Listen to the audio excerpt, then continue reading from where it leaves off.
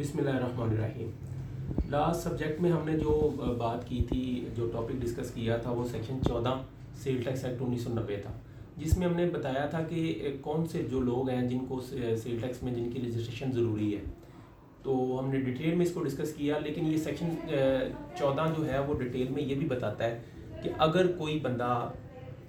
जो कि लाइएबल था, जिसके ऊपर ज़िम्मेदारी थी कि वो उसमें रजिस्टर्ड हो, लेकिन वो रजिस्टर्ड नहीं हुआ, तो उसके ख़िलाफ़ क्या कानूनी पहलू हैं जो वो अडॉप्ट किए जा सकते हैं, उसके ख़िलाफ़ क्या प्रोसीडिंग हो सकती हैं।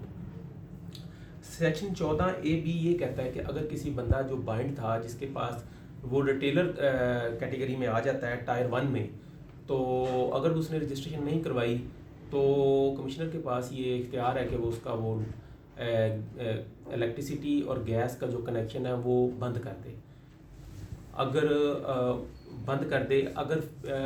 वो रजिस्ट्रेशन उसके ऊपर बाइंडिंग थी लेकिन उसने नहीं करवाई।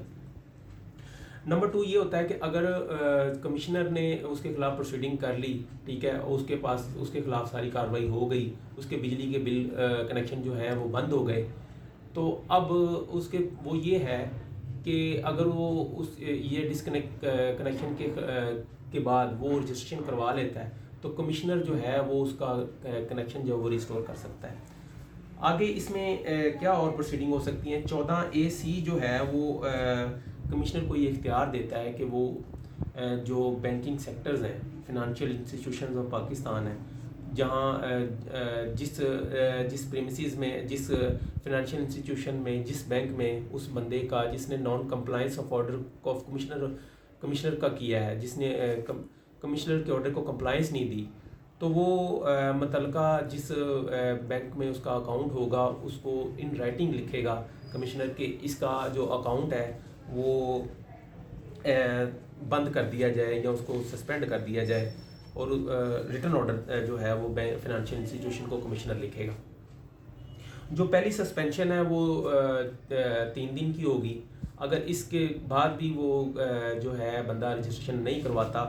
तो अगला जो प्रोसेस है वो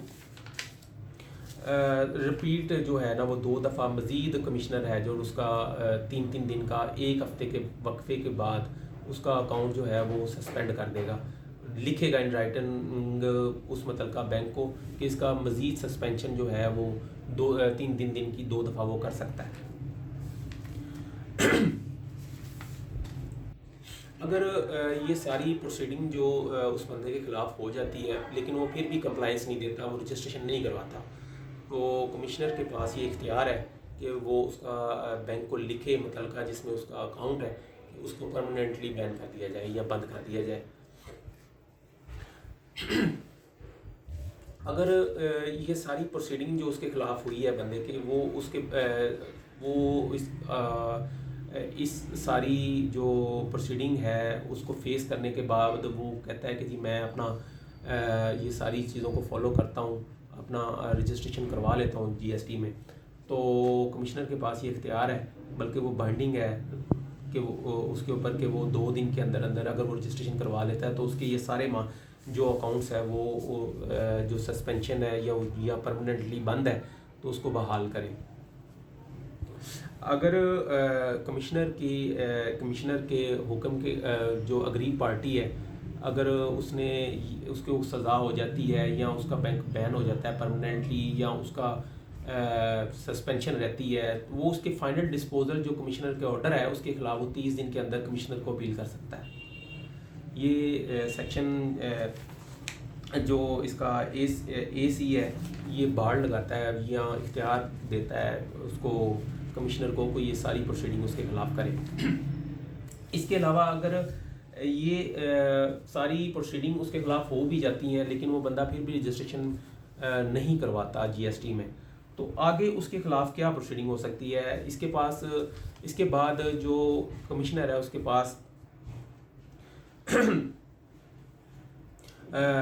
ये सारी प्रोसीडिंग उसके खिलाफ हो जाती हैं लेकिन वो रजिस्ट्रेशन नहीं करवाता, तो फिर वो 15 दिन के अंदर अंदर चीफ कमिश्नर जो है उसके खिलाफ जो है उस एक कमेटी कंप्राइज होगी, जिसमें एक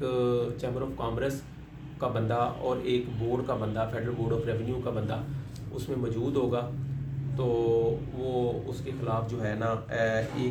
एक डिटेल मरतब करेंगे, एक रिकमेंडेशन अपनी मरतब करेंगे कि जी इसके ऊपर इसकी जो जायदाद है, जो जिस पे बिज़नेस ये कर रहा है, उसको मुंतकल ना किया जाए, ठीक है। या अगर वो जो कमेटी होगी वो कमिश्नर को ये बात अपनी भेजेगी कि इसकी जो जायदाद है उसको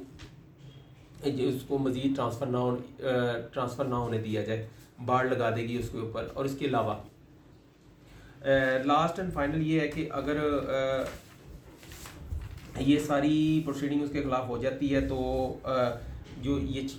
चीफ़ कमिश्नर के पास, ये इसके पास 30 दिन के अंदर अंदर अगर वो अग्रीव हो जाता है, कमेटी भी उसके ख़िलाफ़ फैसला दे देती है, तो फिर उसके पास इख्तियार है कि वो 30 दिन के अंदर अंदर वो बंदा चीफ़ कमिश्नर के पास अपील दायर करे। तो ये मेरा आज का जो टॉपिक है वो मैं इसको ब्रीफ कर दिया है। तो थैंक यू सो मच।